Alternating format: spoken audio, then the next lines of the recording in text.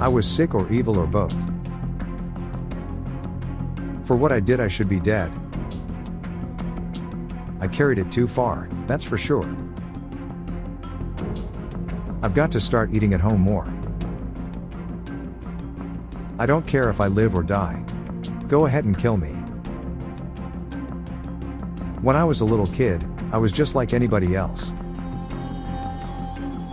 A sandwich is a sandwich, but a manwich is a meal. I've always heard that 2 heads are better than 1. I'll probably have to live with it for the rest of my life. I can't think of anything that would have stopped me. I always knew that it was wrong after the first killing. It made me feel like they were a permanent part of me. I made my fantasy life more powerful than my real one. I would cook it, and look at the pictures and masturbate. It was a way of making me feel that they were a part of me. If I was killed in prison, that would be a blessing right now. There are still times when I still do have those old compulsions. Ideas keep turning over and over in my mind and they won't go away. I wanted to find out just what it was that caused me to be so bad and evil. I think in some way I wanted it to end, even if it meant my own destruction. Looking back on my life, I know I have made others suffer as much as I have suffered. It all revolved around having complete control. Why or where it came from, I don't know. I decided I wasn't ever going to get married because I never wanted to go through anything like that.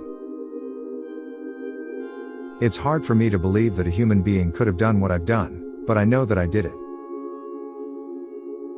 Yes, I always had that sense it was wrong. I don't think anybody can kill somebody and think that it's right.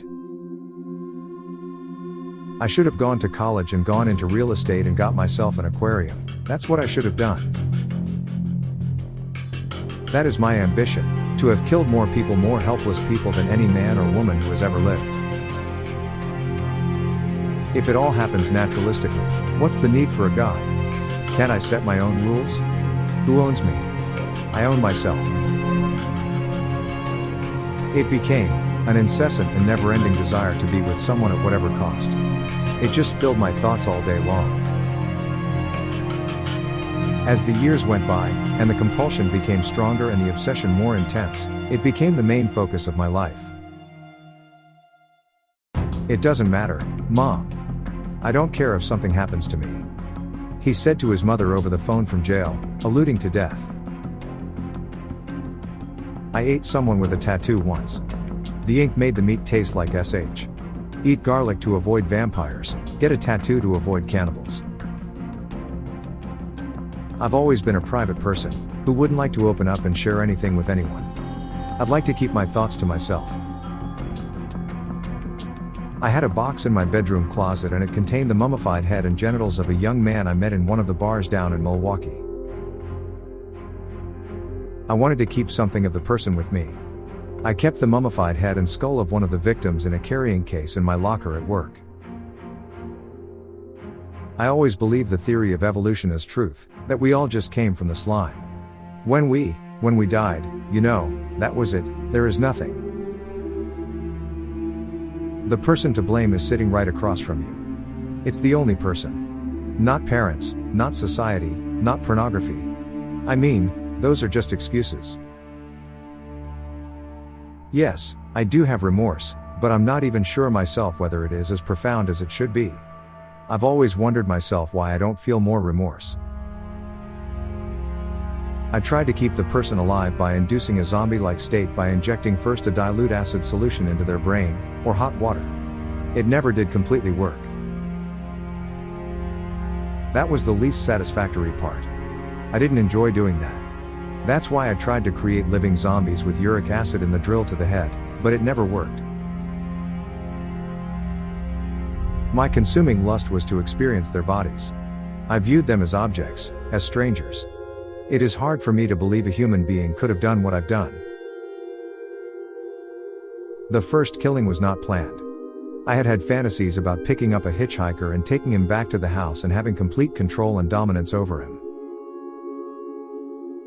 I had these obsessive desires and thoughts wanting to control them, too, I don't know how to put it, possess them permanently. I don't even know if I have the capacity for normal emotions or not because I haven't cried for a long time. You just stifle them for so long that maybe you lose them, partially at least. I don't know. The only motive that there ever was to completely control a person I found physically attractive. And keep them with me as long as possible, even if it meant just keeping a part of them. It's a process, it doesn't happen overnight, when you depersonalize another person and view them as just an object. An object for pleasure and not a living, breathing human being. It seems to make it easier to do things you shouldn't do. When you've done the types of things I've done, it's easier not to reflect on yourself. When I start thinking about how it's affecting the families of the people, and my family and everything, it doesn't do me any good. It just gets me very upset. I even went so far as planning on setting up an altar with 10 different skulls and skeletons. It was my way of remembering their appearance, their physical beauty. I also wanted to keep, if I couldn't keep them there with me whole, I at least could keep their skeletons. I was completely swept along with my own compulsion. I don't know how else to put it. It didn't satisfy me completely, so maybe I was thinking, maybe another one will. Maybe this one will. And the numbers started growing and just got out of control, as you can see. So later that night I take the body to the crawl space. And I'm down there and I can't get any sleep that night, so I go back up to the house. The next day, I have to figure out a way to dispose of the evidence. Buy a knife, a hunting knife. Go back the next night, slit the belly open, and masturbate again. I still have guilt. I will probably never get rid of that, but yes, I'm free of the compulsion and the driving need to do it. I don't think I'm capable of creating anything. I think the only thing I'm capable of is destroying. I'm sick and tired of being destructive.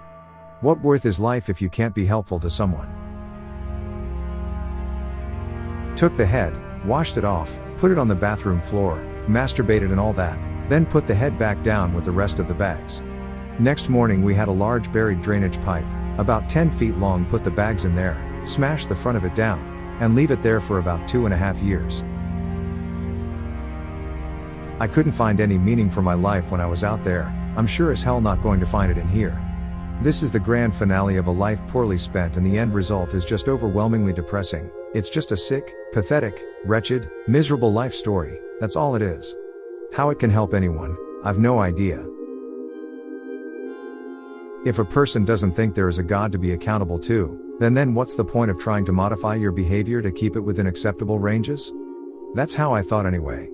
I always believed the theory of evolution is truth, that we all just came from the slime. When we died, you know, that was it, there is nothing. I was up visiting a friend's, and was walking back home in the evening, and saw these 3 seniors in high school approaching. I just had a feeling that something was going to happen, and sure enough, one of them just took out a billy club and whacked me on the back of the neck. For no reason. Didn't say anything, just hit somebody. And I ran. That was just done as a prank. I found a dog, and cut it open just to see what the insides looked like, and for some reason I thought it would be a fun prank to stick the head on a stake and set it out in the woods. And brought one of my friends back to look at it and said I'd stumbled upon that in the woods. Just for shock value. I wasn't into any occult then, it was just a prank. The killing was a means to an end. That was the least satisfactory part. I didn't enjoy doing that. That's why I tried to create living zombies with uric acid in the drill, to the head, but it never worked. No, the killing was not the objective. I just wanted to have the person under my complete control, not having to consider their wishes, being able to keep them there as long as I wanted.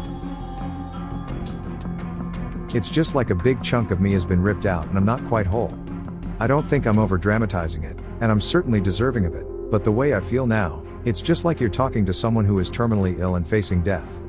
Death would be preferable to what I am facing. I just feel like imploding upon myself, you know? I just want to go somewhere and disappear. I separated the joints, the arm joints, the leg joints, and had to do 2 boilings.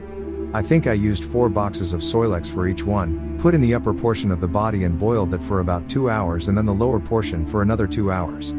The Soilex removes all the flesh, turns it into a jelly like substance and it just rinses off. Then I laid the clean bones in a light bleach solution, left them there for a day and spread them out on either newspaper or cloth and let them dry for about a week in the bedroom. And then I cut the arm off. Cut each piece. Bagged each piece. Triple bagged it in large plastic trash bags. Put them in the back of the car. Then I'm driving to drop the evidence off a ravine, 10 miles from my house. Did that at 3 o'clock in the morning. Halfway there, I'm at a deserted country road, and I get pulled over by the police. For driving left of center. Guy calls a backup. Squad. 2 of them there. They do the drunk test. I pass that. Shine the flashlight on the back seat, see the bags, ask me what it is. I tell them it's garbage that I hadn't gotten around to dropping off at the landfill. And they believe it, even though there's a smell. So they give me a ticket for driving left of center and I go back home. And that just happened to be the week when no one was home. Mom was off with David, and they had put up at a moat one about 5 miles away, and I had the car, above 5 o'clock at night, and I was driving back home, after drinking, and I wasn't looking for anyone but, about a mile away from the house, there he was. Hitchhiking along the road. He wasn't wearing a shirt. He was attractive, I was attracted to him. I stopped then past him and stopped the car and thought, well, should I pick him up or not? And I asked him if he wanted to go back and smoke some pot, and he said, oh, yeah. And we went into my bedroom, had some beer, and from the time I spent with him I could tell he wasn't gay. I didn't know how else to keep him there other than to get the barbell and to hit him, over the head, which I did, then strangled him with the same barbell.